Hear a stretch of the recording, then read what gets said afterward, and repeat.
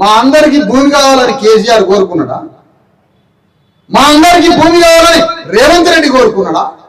మా అందరికీ భూమి కావాలని ప్రధానమంత్రి మోడీ కోరుకున్నాడా? ఎందుకు కోరుకోరు?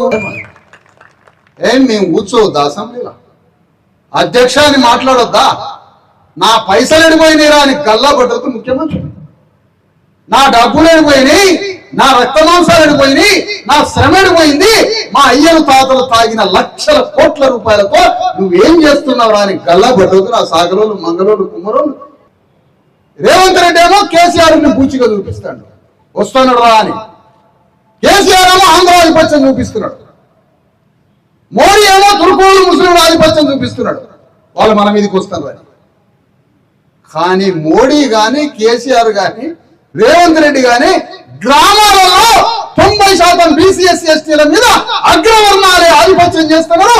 వాళ్ళే మీ ఓట్లు తోడుకుంటున్నారు, వాళ్ళే మీ భూమిని దోచుకుంటారు, వాళ్ళే మీ రక్త మాంసాలు తాగుతున్నారని ముగ్గురు ఎందుకు చెప్పట్లే? ఇలాంటి దాన్ని రాహుల్ గాంధీ అట పాపం. రాహుల్ గాంధీ అని ఉన్నాడు తెలుసా మీకు? ఈ రాహుల్ గాంధీ అట కాన్సిరామ్ రావగానే ఆ వాక్యాన్ని ఎవరో చెప్పారు రాహుల్ గాంధీ చెవుల. ఏమని?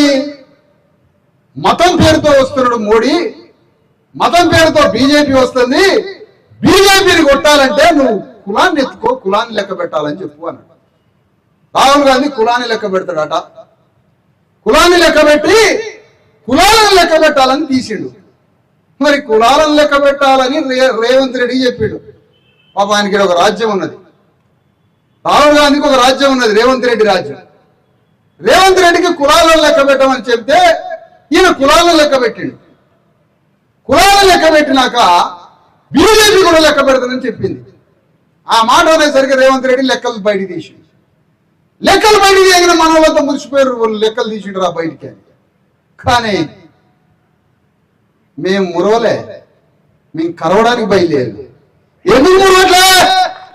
ఎందుకు మురవట్లేదు?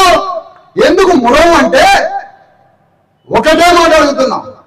తెలంగాణ గడ్డ మీద అత్యంత పెద్ద జనాభా, నంబర్ 1 జనాభా మాదిగలని చెప్పిండు రేవంత్ రెడ్డి. ఓకే, బాగానే ఉంది. మరి అత్యంత పెద్ద జనాభా మాదిగలు, ఆ మాదిగలకి భూమి లేదు, ఆ మాదిగలకి రాజ్యం లేదు, ఆ మాదిగలకి సంపద లేదు, ఆ మాదిగలకి ఎందుకు వాటా లేదని కూడా లెక్కలు లేనిపోయింది. ఇప్పుడు మాకు సంఖ్య ఎక్కువ ఉందని మురవమంటావా? మాకు భూమి లేదు, రాజ్యం లేదని నీ మీద గల్లా పట్టమంటావా అని అడుగుతున్నా నేను. ఎందుకు లేదు? 10% అని చెప్పినావు. నువ్వు 10% అంటే అది 12% ఉందని అర్థం. 40 లక్షల పైన ఉన్నదని అర్థం. మహారాష్ట్ర పోయారు, బొంబాయి పోయారు, దేశాలు పోయారు, సౌదీ పోయారు, నిజామాబాద్ నుంచి 10,000 కుటుంబాలు. మరి వాళ్ళ లెక్క పెడితే 12% ఉండరు. ముస్లింలు 10% ఉన్నారని తెలిసిపోయింది.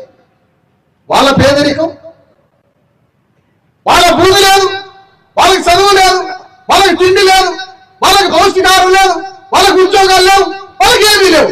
మరి దాని సంగతి అంటే నువ్వు ఎక్కువ జనాభా ఉన్నారు లేదా ఫలానా జనాభా ఉన్నారు లెక్కలు తీయగానే మేము సంబరపడతామా?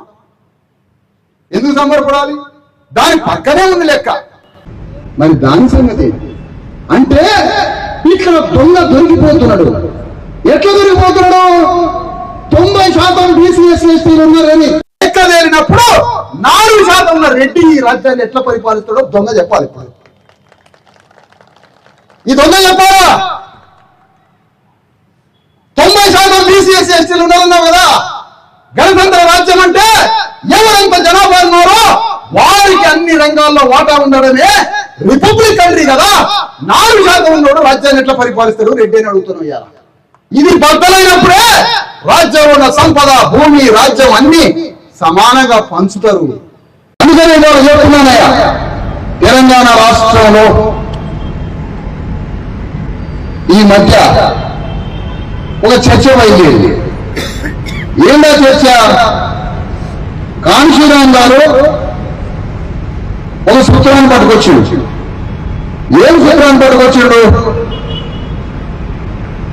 ఎవరి కులంతో వారికి అంత వాటాలు ఎక్కడికి తీసుకోవడం